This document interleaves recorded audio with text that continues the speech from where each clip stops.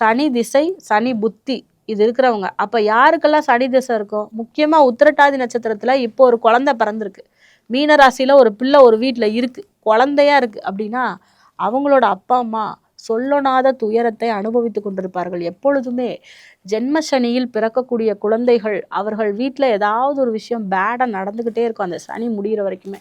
அப்போ அந்த குழந்தை வந்து இப்போ உதாரணத்துக்கு இப்போ 2024 பிறந்துச்சுன்னு வச்சுக்கோங்க. அப்போ அந்த குழந்தைக்கு விரய சனியாக இருந்திருக்கும். இப்போ அந்த குழந்தைக்கு ஜென்ம சனி வருது.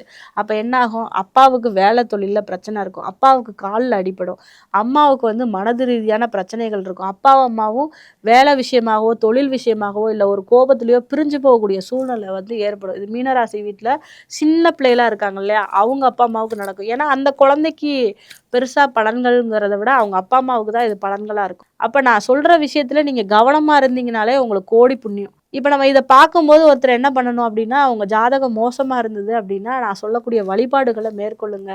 புருஷன் பொண்டாட்டிக்குள்ளே விட்டு கொடுத்து போங்க. இந்த காலத்தில் ரொம்ப முக்கியமான தேவை சகிப்புத்தன்மை. அது இல்லாமல் தான் போயிட்டுருக்கு. நீ பெருசா நான் பெருசா இதுதான் ரொம்ப அதிகமாக போயிட்டுருக்கு.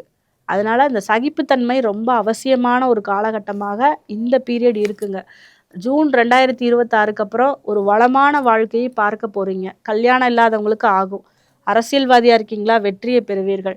எக்ஸாம் எழுதுறீங்களா, பாசிட்டிவான ரிசல்ட் கிடைக்கும். போட்டித் தேர்வுகளில் வெற்றி பெறக்கூடிய தன்மை.